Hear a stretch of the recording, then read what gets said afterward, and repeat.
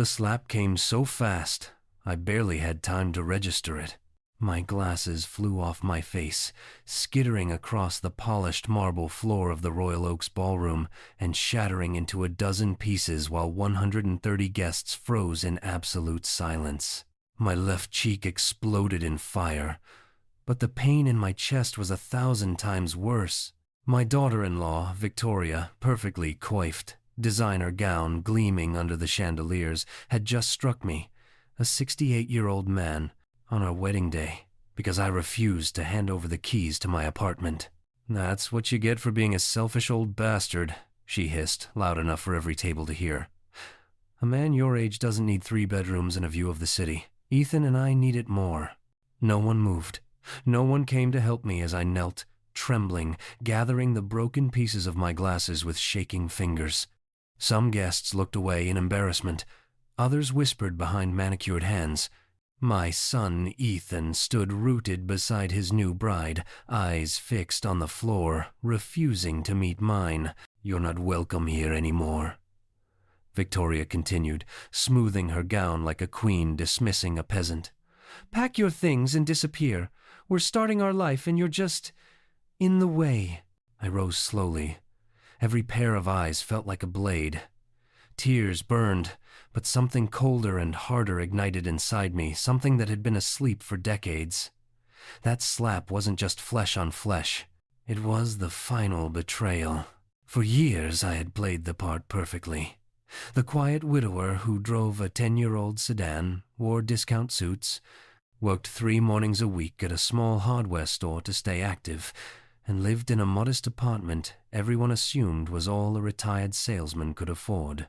What nobody in that ballroom knew, what nobody except my late wife Eleanor and one trusted advisor knew, was that the apartment they were fighting over was the smallest, least valuable property I owned. As I walked toward the exit, the whispers followed me like smoke. "Poor man, he looks so fragile. The bride's right, he probably can't manage those stairs anymore. Time for assisted living, don't you think?" My hands shook as I pulled my old phone from the pocket of my 20-year-old blazer and dialed a number I hadn't touched in 14 months. "Marcus, it's Alexander Hughes. I need you at the Royal Oaks ballroom. Now, bring the leather briefcase from the office safe, the one with the red seal. It's time." "Are you certain, Mr. Hughes?" Marcus asked, his voice calm but heavy. "Never more certain in my life. 30 minutes. I hung up and sat in my battered sedan in the parking lot under the orange streetlights. 30 minutes until the mask I had worn for 35 years came off forever. 30 minutes until my son and his wife discovered they had just assaulted and humiliated the one man who had been secretly keeping their entire lifestyle afloat. Memories flooded in as I waited. 2.5 years ago, Ethan had brought Victoria to my apartment for the first time. I still remember the way her eyes swept the room, cataloging the faded curtains, the second-hand furniture, the tiny kitchen before she forced a smile that never reached her eyes. "So quaint," she said. Translation: "How does Ethan's father live in this dump?" From that very first evening, the campaign began. Little comments at first. "Alex, don't you think a smaller place would be easier at your age? That car is ancient dangerous, really. Why are you still working part-time? You should be enjoying retirement." Each barb was delivered with a smile, always framed as concern. And Ethan, my only child, the boy I raised alone after cancer, took Eleanor simply echoed her like a trained parrot. I noticed everything. I always had. One afternoon, I overheard Victoria in my kitchen on the phone. "Yes, darling, the apartment is in the most expensive district. If we convince the old man he can't manage alone, we can move in temporarily until we buy something bigger. He's so naive he'll probably thank us." That night, I called Marcus, my financial advisor of 25 years, and asked him to quietly investigate the happy couple. What he discovered made my blood run cold. Ethan and Victoria were drowning in debt, 6-figure credit cards, 2 leased luxury SUVs they couldn't afford, a rented penthouse 3 months behind, and a wedding that was already budgeted at $75,000, all on loans. My modest apartment with its panoramic view was their emergency exit, and I, the poor widower, was the obstacle. The pressure escalated. Brochures for luxury senior residences started appearing on my coffee table. Ethan began repeating phrases like, "Dad, we're worried about you living alone," with the same dead-eyed conviction he once used to ask for extra dessert. 3 days before the wedding, Victoria cornered me at a family dinner. "Alexander, you can't be this selfish. Ethan and I are starting our life. The least you can do is help us with housing." Her mask had slipped completely. It wasn't concern anymore. It was a demand. That night, I told Marcus to prepare the documents. I knew what was coming. And tonight, it had finally come. 25 minutes left. From my car, I could still hear the muffled music and laughter spilling from the ballroom. In a few minutes, that laughter would die forever. I closed my eyes and steeled myself. This wasn't revenge. This was justice. Headlights swept across the lot. Marcus had arrived right on time, briefcase in hand. I stepped out of my old sedan and took the first step toward ending the performance of a lifetime. Marcus handed me the leather briefcase under the parking lot lights. Inside were the papers that would dismantle the lie my son and his wife had built their future on. "Mr. Hughes," he said quietly, "once we walk in there, everything changes. No way back." I looked toward the glowing ballroom where Ethan was probably toasting his new life, still believing he had won. "Let's go introduce them to the real Alexander Hughes." We entered side by side. The music stopped the moment the heavy doors swung open. 130 heads turned. Some guests recognized Marcus immediately. He had managed wealth for half the city's old money for 3 decades. Victoria spotted me first. "What the hell are you doing back here?" she shouted from the dance floor. "We told you to leave." Ethan looked confused, almost frightened. Marcus's voice cut through the silence like a blade. "Ladies and gentlemen, I apologize for the interruption, but I have urgent legal and financial matters to deliver to Mr. Ethan Hughes and Mrs. Victoria Hughes." He opened the briefcase. "First, the confidential lease guarantee provided by Alexander Hughes for your current penthouse residence has been revoked, effective immediately. Your landlord will be notified at 8 a.m. tomorrow. You have 30 days to vacate or provide a new guarantor." Ethan went white. "Guarantee?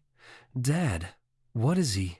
"Second," Marcus continued, "the automatic monthly transfers totaling $5,000 that have kept your credit cards, car payments, insurance, and miscellaneous expenses current for the past 36 months have been permanently terminated." Victoria let out a strangled laugh that died in her throat. "That's impossible. Look at him. Look at his clothes. His car. He's broke." Marcus pulled the final document. "And the $75,000 payment guarantee for tonight's venue, catering, photography, and orchestra, also provided confidentially by Mr. Alexander Hughes, has been cancelled. Management may demand settlement before any guest departs." The ballroom manager was already striding toward us, face grim. You could hear a pin drop. Phones came out. Cameras started recording. Ethan found his voice. "Dad, you've been paying for everything? All this time?" "For 3 years," I said, stepping forward so every guest could hear. 3 years while I watched you both treat me like a burden. 3 years while you planned to take my home. 3 years while you decided I was too old, too weak, too useless to matter. Victoria was pacing now, clutching her head. "This is a trick. It has to be a trick." "No trick," I said calmly. "Just consequences." Marcus wasn't finished. He read the numbers aloud. $180,000 in secret transfers over 36 months. Rent, debt payments, wedding deposits, even the designer gown Victoria was wearing. Gasps rippled through the crowd. Victoria's mother tried to intervene, all fake smiles ending to smooth things over. I shut her down. You chose to make this public when you slapped a 68-year-old man in front of everyone here, so the response stays public. Ethan approached, tears in his eyes. Dad, please. There has to be a way to fix this. The guests, the photos.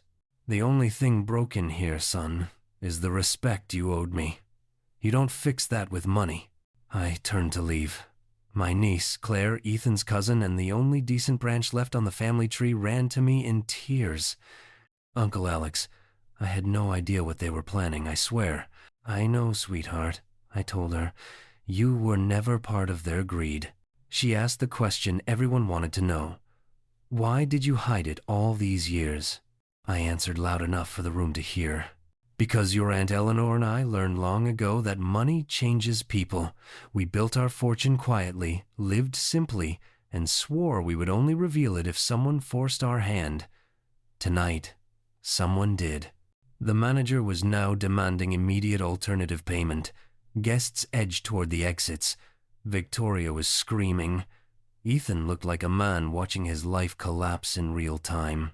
I walked out with Marcus and Claire, the doors closing behind us on the chaos we had created. 3 days later, my apartment was peaceful for the first time in years. Old friend and neighbor Thomas brought coffee every morning, calling it Celebration Brew for the man who finally took the gloves off. The phone never stopped. Ethan left 42 voicemails that went from rage to bargaining to sobbing. Victoria sent texts that would make a sailor blush. Marcus arrived with updates. Eviction notice served. Ballroom suing for the full amount. Credit cards frozen. They were moving in with Victoria's parents. 6 people in a 3-bedroom house. Good, I thought. Maybe cramped quarters would teach them something. But the real storm was just beginning. Claire, Thomas, and my real estate friend Margaret showed up one afternoon with grim faces and a thick folder. Uncle Alex, they're not done, Claire said. They've filed papers claiming you're mentally incompetent. They're trying to have a guardian appointed over you and your assets. Margaret laid documents on my table. Sworn statements from wedding guests describing my erratic, aggressive behavior. Medical opinions purchased by Victoria's family. Even a petition citing the ballroom confrontation as proof of dementia. They were using my justified reaction to their abuse as evidence I was crazy. I laughed, actually laughed for the first time in months. Then they just declared war, I said. And they have no idea who they're fighting. 6 months later, I sat in the studio of the highest-rated evening program in the country, lights hot on my face, waiting to tell 70 million viewers exactly what happens when greed wears the mask of family love. The wedding videos had gone viral, 15 million views and climbing. The internet had chosen its hero, and it was the quiet old man who finally stood up. My interviewer, Daniel Rivera, leaned in. Mr. Hughes Alex, 6 months after that night, how does it feel to know your story has become a rallying cry for seniors everywhere? I smiled. It feels like the most expensive slap in history was worth every penny. I told them everything. The slow drip of disrespect, the secret payments, the ambush meetings, the slap, the revelation, the attempted competency theft, and I told them about the counterattack.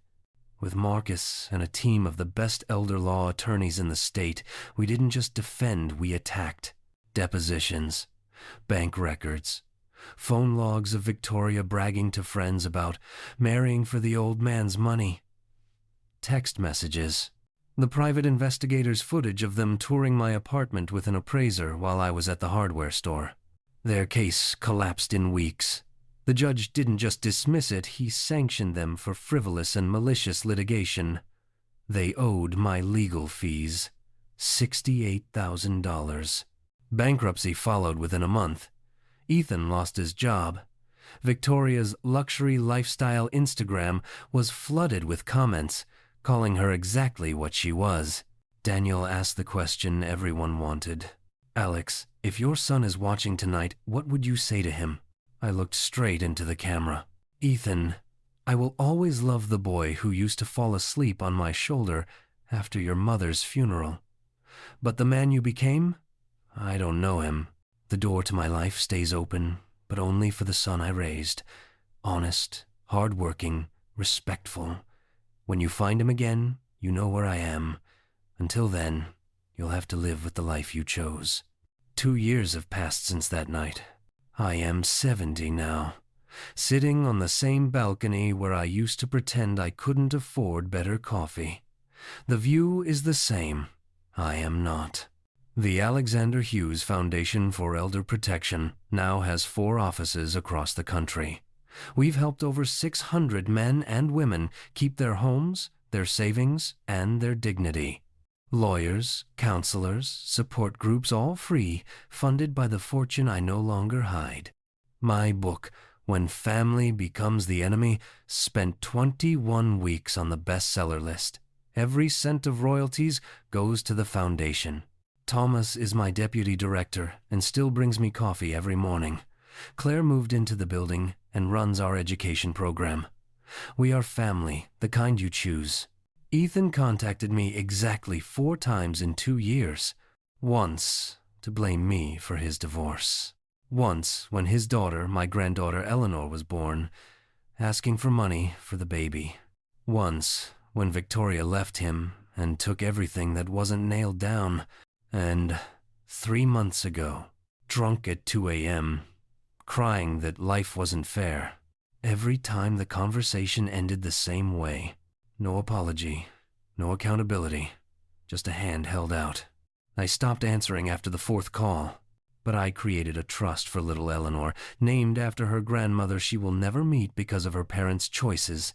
It will pay for college, graduate school, whatever she needs when she turns 18.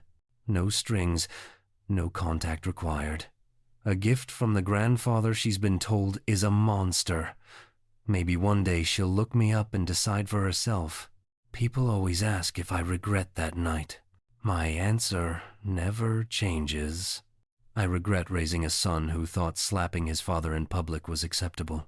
I regret protecting him from consequences for so long that he never grew up. But I will never regret finally standing up and saying, "No more."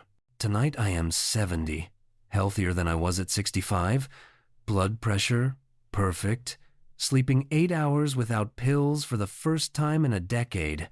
Doctors say removing toxic stress is the best medicine there is. They're right. I no longer work at the hardware store. Instead, I spend my days at the foundation, in community gardens teaching other men my age how to grow tomatoes and self-respect, and speaking to rooms full of seniors who finally realize they are allowed to say no to their own children. My apartment, the one Victoria tried to steal, is now foundation headquarters on weekends. Ethan's old room is a counseling office where men and women cry the same tears I once cried alone. The walls are covered with letters that say, "You saved my home. You gave me my life back. Because of you, I finally stood up." Next month, we open our 5th center. Next year, a documentary series begins. Lawmakers quote my story when they draft new elder protection bills. And every single day, someone asks, "Do you ever wish you'd handled it differently? Kept the peace?" My answer is always the same. Peace, purchased with your dignity, isn't peace, it's surrender. I surrendered for far too long. The night I stopped will always be the proudest moment of my life. If I could speak to the Alexander who walked into that ballroom 2 years ago, trembling, glasses broken, cheek bleeding, I would tell him, "Hold your head up. What's coming will hurt like hell. But on the other side is a life so rich, so honest, and so free you will barely recognize yourself. Real family will find you. Real purpose will find you. And you will finally, truly live." So yes, I liked my story. I lived it, and I'm still writing the next chapter. If you're watching this, thank you. If you're an older parent being pressured, manipulated, or bullied by the people you sacrificed everything for, know this. You are not crazy. You are not a burden. You are not obligated to set yourself on fire to keep them warm. Stand up. Speak your truth. The world is ready to stand with you. and to my son. Wherever you are tonight, the door is still open, but the price of admission is the man you were before greed convinced you that love had a price tag. Find him. Bring him home. I'll be waiting. Until then, I have a foundation to run, seniors to protect, and a life to live out loud, unapologetically, and on my own terms. This is Alexander Hughes, 70 years old, wealthier than anyone ever knew, and finally, completely free. See you in the next story, my friends. And remember, it's never too late to choose dignity. Did you like my story? And which city are you listening from? Let's meet in the comments. If you like the story, you can support me by sending a super thanks so I can keep bringing more stories like this. Thank you so much for your sweet support. I'm looking forward to your comments on the story. On the screen, you can see 2 new life stories that I highly recommend. There's so much more on my channel. Don't forget to subscribe. See you in the next life story with love and respect.